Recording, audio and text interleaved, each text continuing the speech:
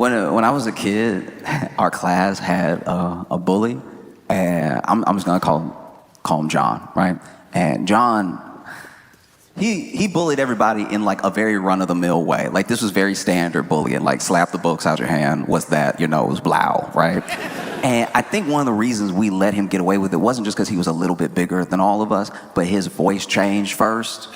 And it changed so young, we didn't know what to do with that. Like, we didn't know that was coming for the rest of us. So then John would just walk up like, give me your homework. And I'd be like, that sounds like the devil. So, because I'm not equipped with holy water today, you gonna get this math homework. Oh. And there was another kid in our class, Reeve. And Reeve, I'm not gonna say he didn't have any friends, but Reeve had friends for like 20 minutes at a time because Reeve was one of the singular most annoying people I'd ever met in my entire life. It was almost to the level of a skill or a talent. It was absolutely insane. As an example, right? Reeve loved anime. And that's fine. I love anime too.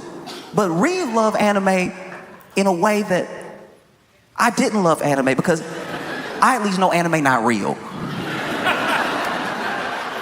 Reeve loved anime to the point where he was letting it affect how he runs. Some of you know exactly what I'm talking about. Like he could never do anything regular. He had to do anime every time. He could never just turn around. He had to be like, you ask Reeve a question, he doesn't know the answer. He can't just think about it. He has to go, It's like, as a fellow anime lover, I'm like, dog, chill. You making us look bad. Stop. Please. Oh. No. It was insane. And one day, we were at lunch, and Reeve was trying to make his carton of milk explode, right? With his powers. And so he holding his hand over the carton of milk, not touching it, holding it over. Nothing happening because it's not real. He finally gets so tired of waiting for the powers to activate that he grabbed the milk, squeeze it, drop it, and go, I did it. No, I did it. Y'all just didn't see it when I did it. But yeah, no, I did it. Ooh, I got it.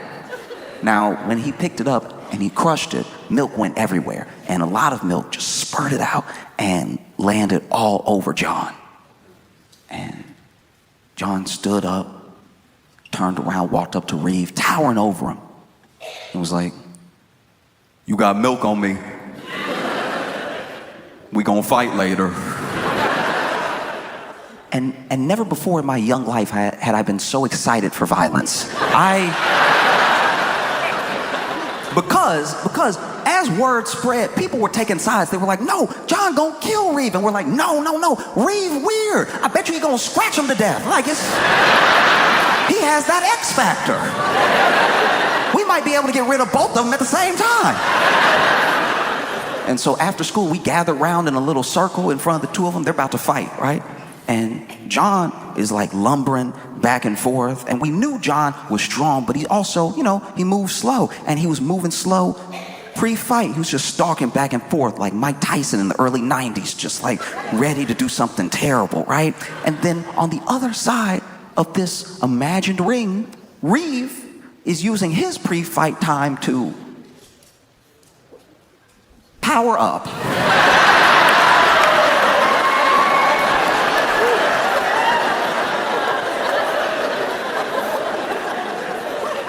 I've watched a lot of anime, and I've never seen what this child did next. Because to power up, the first thing he did was let his knees buckle. What is this? What power are you drawing from the earth right here like this? This doesn't make any sense at all. He over here, knees buckled, arms out. This is not how you power up in any anime. This is how you fall down the stairs if you a slinky. All right? And this boy here, like this, doing the power up yell. Oh!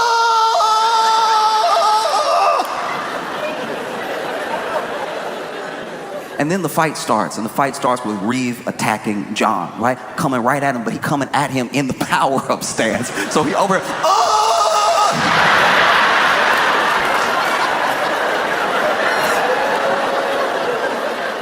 And admittedly, John didn't know what to do. He really was like,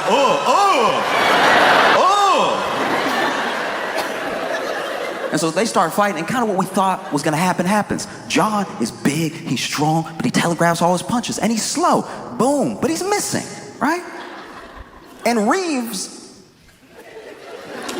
attacks. Reeves' attacks have a lot of energy to him. That's not really going anywhere. Like, instead of punching, he over here,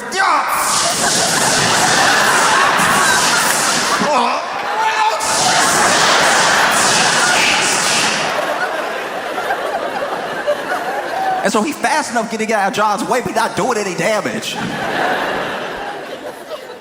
And so John over here punching air, and Reeve over here throwing air. So it's not really a fight. But I really was gathered around all those people, shoulder to shoulder, watching two of them go at it like, fight, fight, fight, fight, fight.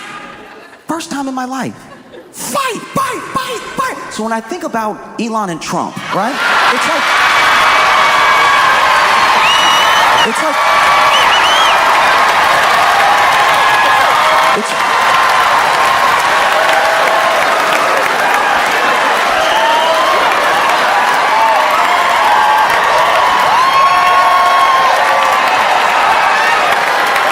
it's like one of the most insane bouts I've ever watched take place in my life. In case you haven't heard, Elon and Trump are fighting. And it's like Christmas came early and twice. Like, the only person calling for peace is Kanye West. That's crazy.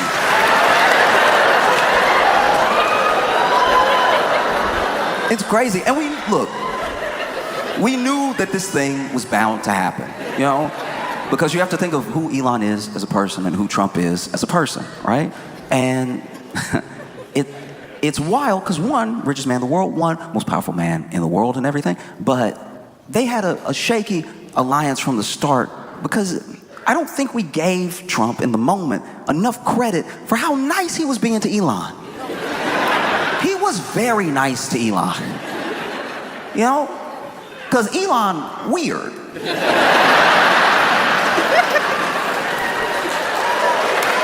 Wait. Elon weird, and Trump didn't say anything about it the entire time, acting like he didn't see it. Like, that's not who he is as a person. Trump is a natural bully. Like, that's what he does, you know? And he was very nice to Elon by omission. I'm not just talking about what he said, because Trump is always using superlatives if he likes you. If he likes you, you're the best, smartest, most amazing that's ever done it, right? That's how he speaks. But he was nice to Elon by what he didn't say. Because you gotta remember, Donald Trump is the same man who roasted the supreme leader of North Korea to his face. I don't know if y'all remember, it was like 2018 or something, and Kim Jong-un and him met up to have dinner and like talks and stuff like that, and there was a photographer there taking pictures of both of them before they sat down for the dinner, and Trump turned to the photographer and was like, "You making us all look nice and handsome and thin?"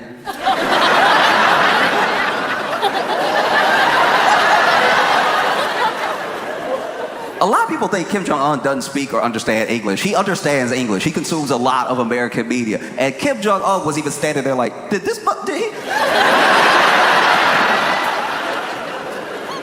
He know I kill people, right? Like, oh, that same guy was very nice to Elon. And he was nice to Elon by omission because Elon jumped in front of Trump. You saw the jump. The world saw the jumps. Trump invited Elon on stage, and Elon walked on stage like...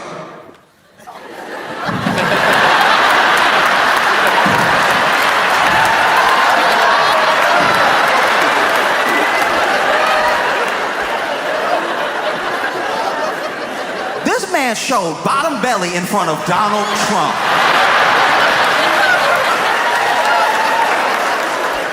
This grown man showed full belly button, broad daylight in front of Donald Trump, and Trump said nothing. Acting like he didn't see it. Just let that dude start talking right after. That was wild. You know, Elon jumped because he was excited. And he was excited because what was about to happen had never happened before. Never before, right? Obviously, Elon, richest man in the world, and as long as there's been money infused in politics, the wealthy have had a ton of influence. That's nothing new. What was about to happen was unprecedented. This rich man was about to actually get to go in the government himself. No back channels, no liaisons. He was gonna go in the government himself. He was gonna end every investigation into him and his companies. He was gonna fire everyone investigating. He was very excited. And I guess he was more excited than any president we've ever had, because all of our presidents have kept their feet on the ground the entire time. There's no old footage of Kennedy like, it doesn't exist. There's no portrait of Thomas Jefferson like, no, get the one where he was getting air. That was... This man jumped in front of Donald Trump. Trump said nothing.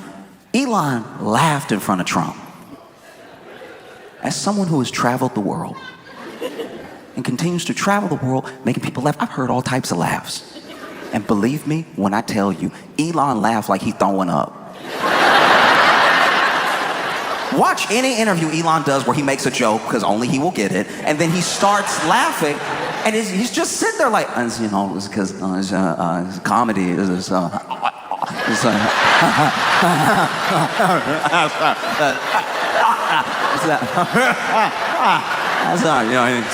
funny with jokes. This man laughed in front of Donald Trump. Trump said nothing. Elon danced in front of Donald Trump. Elon danced like he gotta look at each body part first to give it permission to move. Like, it is truest that he'll be there.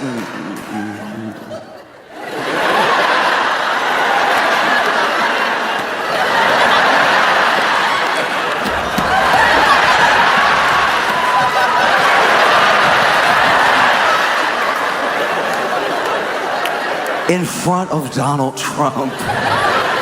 And Trump didn't say a word. That's like sitting Eminem down in front of a yacht going 40 knots, holding 30 knots, who are each holding bulbs that are 20 watts, and he can't rap about it at all. That's his whole thing. It's wild that he's not saying anything. He is being very nice to Elon. And I knew it wasn't gonna hold.